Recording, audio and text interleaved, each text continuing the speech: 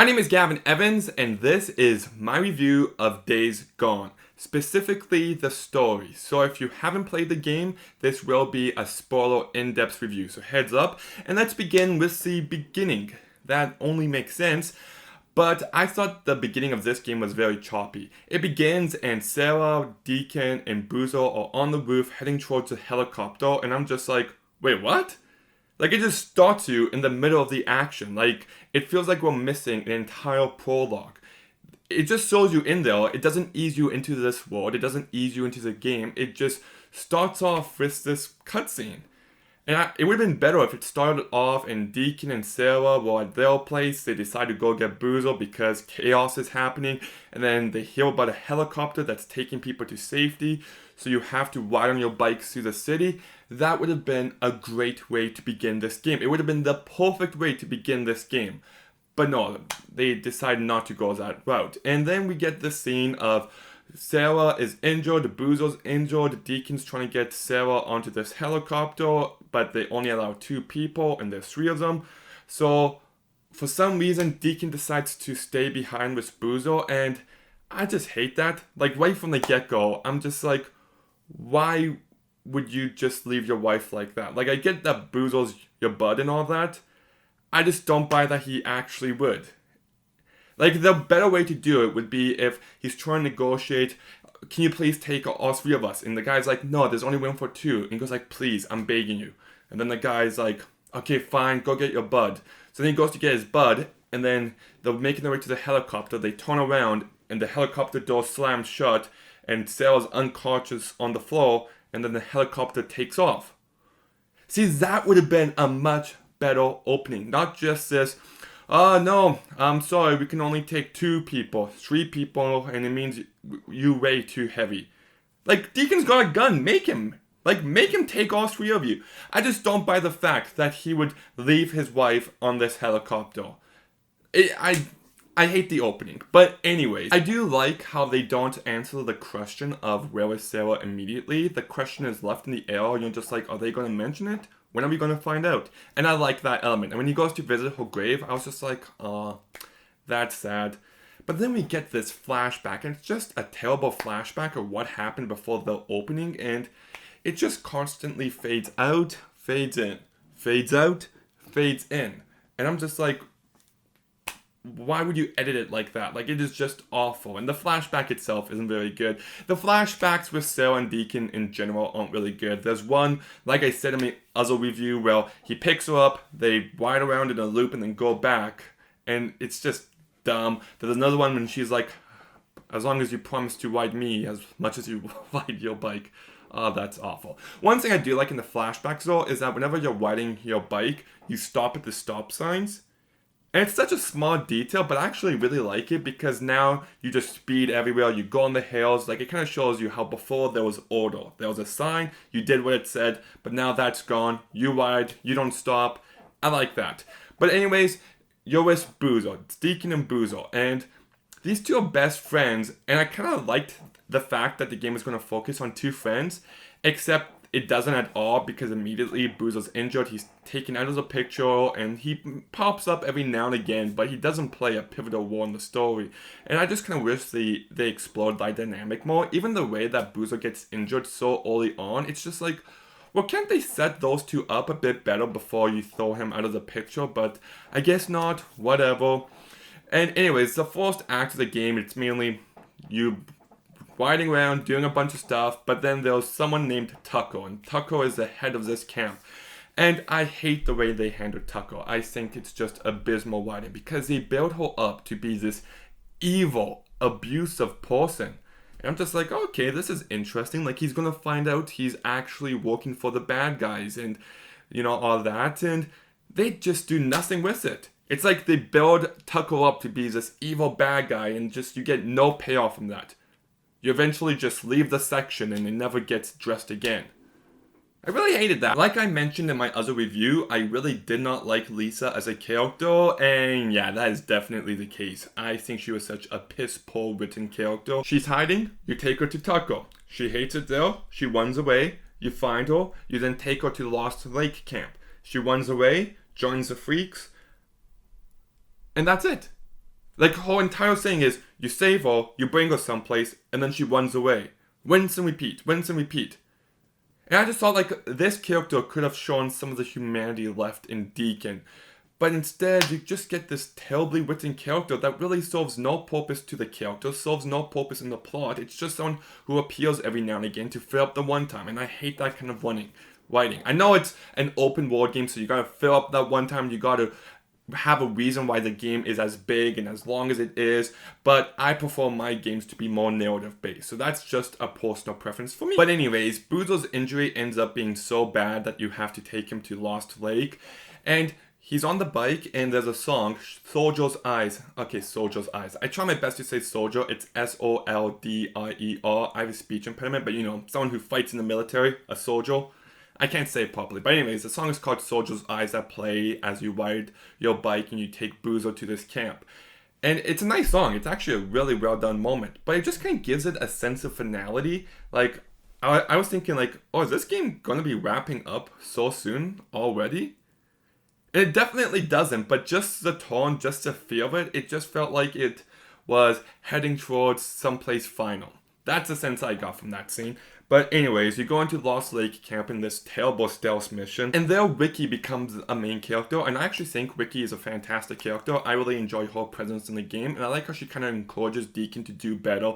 He starts helping out around the camp, and, you know, everyone's just like, oh, before you sucked, but now you're helping. And you're like, oh, I see. He's redeeming himself. Thank you, game, for telling me that in very subtle, nuanced fashion. Good work. You also get introduced to Iron Mike, who is kind of an interesting character. I kind of wish they dove more into his past.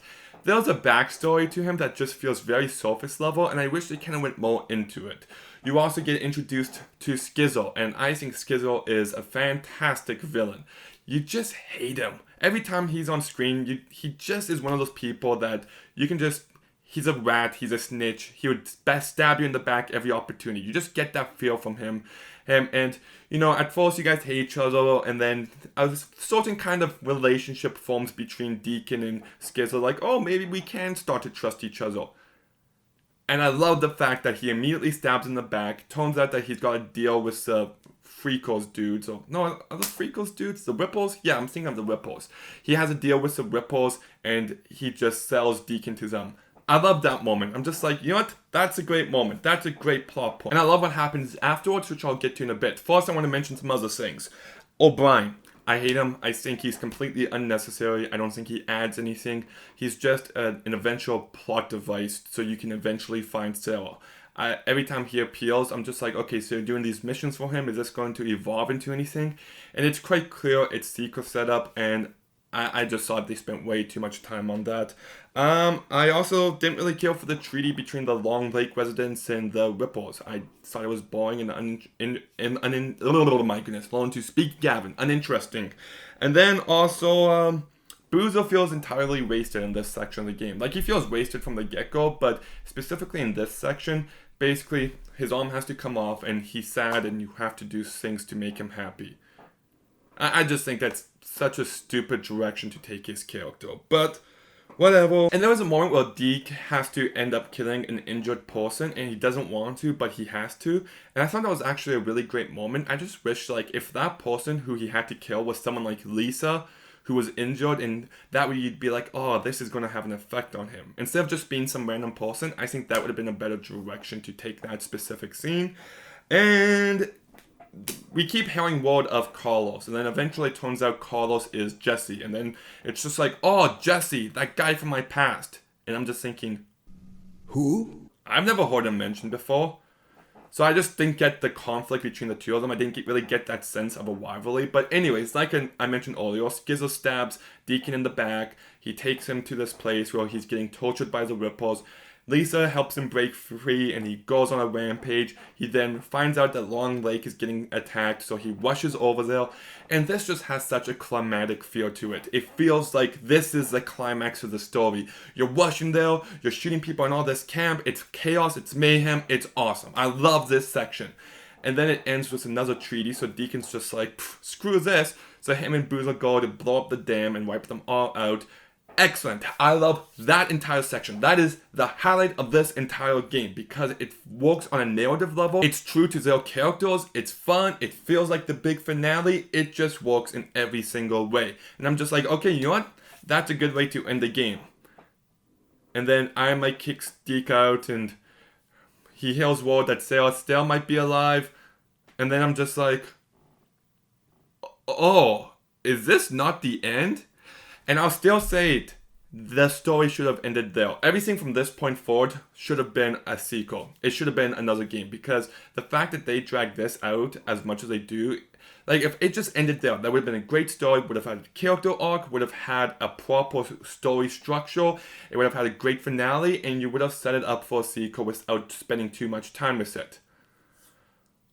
But it keeps going for another 10 hours. That's insane. And then we get another scene, just like that scene earlier where Deacon was driving Boozer to Lost Lake. And I'm just like, okay, I'm getting another finality kind of sense from this. But nope, you go to another section, you meet a bunch of people, and then you eventually meet Sarah again. You find her, she's alive. All this build up, and you finally get to see her, and it is such an emotionally unsatisfying scene in every single possible way. I don't know what they were thinking. I get it. I get what they were going for, that, oh, things have changed, I'm in this different position. But you still need some sort of payoff in that moment, because eventually they try to get that payoff at the end when they end up back together. But at this point, you've been building up, and you don't deliver, and then eventually you get the payoff there. But there's just that line where it's just flat, where you don't feel anything.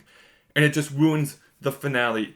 Like if there's something like, oh my god, I'm so happy to, and then someone walks in and, you know, they get a moment alone, and she's like, I've missed you so much, and you know, then you know they're being watched, and she can't express her love. But instead, I'm gonna go ahead and say it.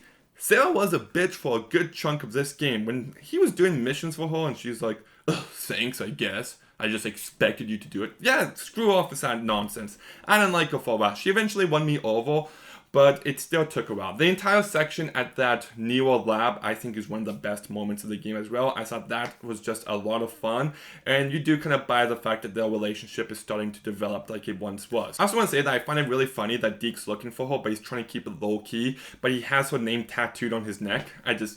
Yeah, that's so dumb. I also like some other characters in this last section. I thought Derek Corey was a great character.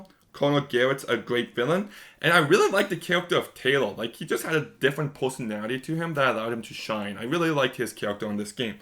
The Infected Crows just reminded me of Birdemic. If you've seen that movie, I'm sorry to hear that, but you'll know what I mean. It just kind of gave me that feel. There's a scene where Deke and Sarah have sex, and the music afterwards was so unbearably cheesy.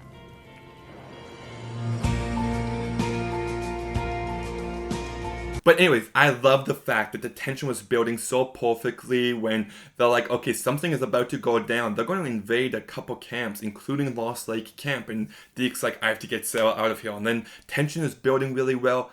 And then it turns out the camp recruited Skizzle. I thought that was actually such a great payoff from the second act of this game that came back here. And then you're just like, oh shit. Like, it was a really great moment.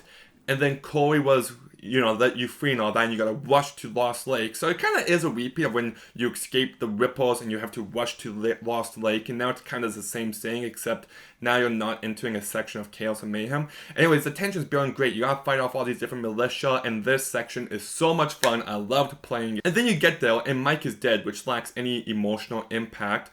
So I'm just like, okay, so he's gonna hit them back. This is gonna be great. But then you start going on side quests again to the point where all momentum is entirely lost, and now the tension that was building up so perfectly just gets destroyed. Like, I love fighting the hordes and such, but it's just like, okay, there comes a point to focus on the story, and this was it. But whatever, you eventually make your way back, you fight to it, and Boozer sacrifices himself, except that he didn't. I hate stuff like that, and here's why. Because you want the emotional impact of Boozer sacrificing himself without actually dedicating to it. Fake sacrifices are the laziest, most emotionally manipulative form of writing. I hate it. I hate it. But anyways, then eventually Sarah poisons Colonel Garrett, and all is good. And yeah, I wasn't satisfied with that ending. I wish there was a bit more to it. Something else, but whatever. And then Deacon makes his big speech, and it's the cringiest speech ever. I could not look at the screen while he was talking, but It ended on a very cringy note. I will also say the moment building up to that when you're fighting the militia at the actual camp, I do kind of wish they gave you more ammo because like I just had nothing. Like I couldn't even get any supplies, and I'm just like, okay, I need something. I need a bit more. Like that kind of drove me nuts. But whatever. Then it ends on this note that I didn't even realize because I beat the game and then I kind of stopped playing it because I couldn't find supplies. And I guess there's another end credits moment where you find out that O'Brien's actually a mutated Freako, and I forgot that was even a plot point. It does nothing, it doesn't add anything. I do not like the inclusion of it. And one last thing that I want to mention is that Deke's full name is actually Deacon St. John, and that's a total badass name. And I do really like him as a character. I think he's well written, I think he's well developed. Sam Witwer does a great job voicing him, and there's just this instant likability towards him. The other characters are very hit or miss. I think Skizzle, every time I say Skizzle, I just think of Rizzo the Rat from the Muppets. I think Skizzle and Colonel Garrett are great villains. I think Ricky's a great character, and I eventually liked Sarah. But there's also other characters like Tucker and Lisa, and even Boozer, who I didn't really care for. I wish Boozer was a better written character because I wanted to like him, but he just has nothing to do this entire game, and I didn't really get enough of him and Deke to really care for the two of them. This game is just very hit or miss. Sometimes it's great, other times it's really bad. And for as long as this game is, there isn't much story there. This game took me weeks to beat, and when I look back on the actual story, there's not much there. It's 3 different stories wrapped into one. There's one story about Deke helping this camp that abuses people and realizes that they're actually a bad camp, even though that story gets no finale. The second story is Deke goes back to this camp that he was once kicked out of, and he decides to redeem himself and ends up facing an old enemy. That's story number 2. And the third story is Deacon finally reunites with his long-lost lover, only for things not to be the way that he wanted them to be, and he gets caught up in a dangerous group. There you go. 3 stories, and this game should have just been a title version of the first 2 stories. The last one could have been its own game entirely. There's other characters like O'Brien that just add nothing to the plot. It's just, for every plot point and character that I loved, there's a plot point and character that I didn't. It's just a very hit or miss story. I think I'll lean slightly towards the more positive end just because I really like Deke as a character, but if it weren't for Deke, this story would be completely forgettable. But have you played Days Gone? What did you think of the story? Let me know in the comments down below. Make sure you like, make sure you comment, make sure you subscribe. Stay tuned for some more videos soon, and Gavin out.